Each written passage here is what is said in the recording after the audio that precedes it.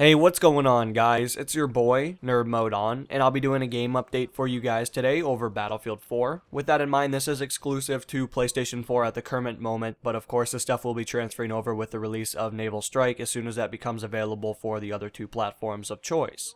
So jumping right into it, let's start off with the general fixes. There was a general stability improvements, which basically make the game play better, which is always much appreciated. There was a fix for a new MAV writing exploit that was being used. There was a fix for going above the ceiling on Operation Metro. There's a fix for an issue where ECM would sometimes fail to jam incoming missiles. There's a fix for an issue that would cause sniper rifles to display too much bloom when aiming in snowy areas. This is especially noticeable on Operation Locker. So jumping right into the most common thing that people associate with Battlefield, which would be the netcode, let's go over some of the things that they have detailed here.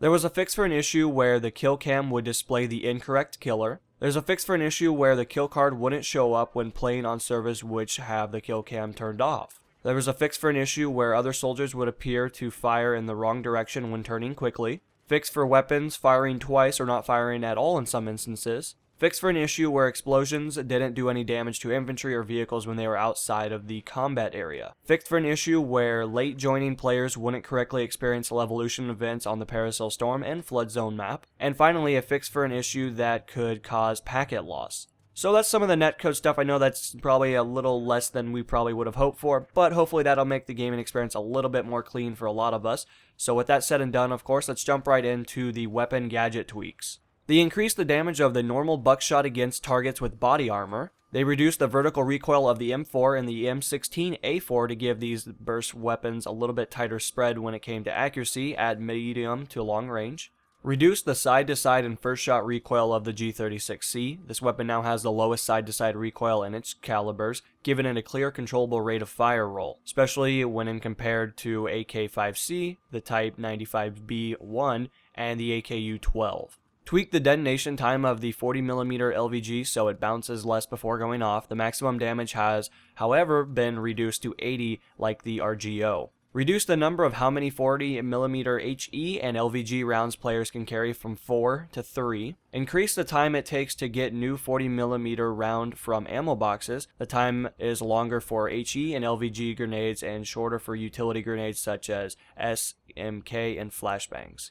So with that in mind, guys, let's jump right into the grenade tweaks. They increase the time it takes to get new RGO impact, M40 minis, M84 flashbangs, and M18 smoke grenades from ammo boxes. Since players can now carry more, it only makes sense to have a delay when it comes to resupplying grenades to stop spamming. With that said and done, let's jump into vehicle tweaks. They significantly improve the suppression from mounted vehicle weapons, including the miniguns, the heavy machine guns, the light machine guns, and all shell types for armored vehicles.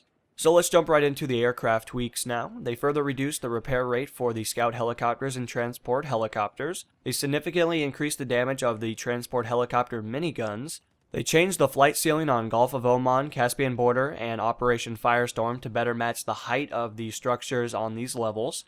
And finally, they adjusted the damage of the 25mm and 30mm cannons for both stealth jets and mobile anti-air to be equal in damage per second to the 20mm default weapons. These weapons were clearer, poorer choices in all circumstances, and their different rate of fires are intended to be the player's choice factor for these weapon systems. And finally, the last thing I want to talk a little bit about is the AC-130 gunship tweaks.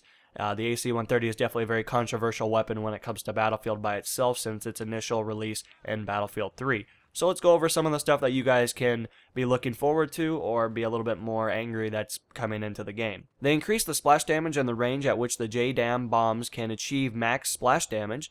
The JDAM's power was not properly balanced when its difficulty in use. The JDAM remains to be the primary anti-vehicle weapon, though the changes will increase the effectiveness against all targets. They increased the accuracy and the direct hit of the AC-130 40mm cannons. 40mm cannons can now be used to fire pinpoint shots in 2 to 3 round bursts, enable them to provide accurate fire on infantry and vehicle targets. Their velocity has also been marginally increased to aid their accuracy. And finally, they increased the splash damage and the range of the AC-130 25mm cannons. These cannons now do the appropriate 50% more damage and in slightly increased area of impact. The increased damage as well as increased suppression effect will allow the 25mm cannon to fill its role on the battlefield. So guys, that's pretty much most of the stuff that's in the patch notes. Of course, I will have a link in the description if you guys want to read everything for yourself. I covered most of the stuff that I found to be important, but there is some minute things that you guys might want to go and check on just to see if anything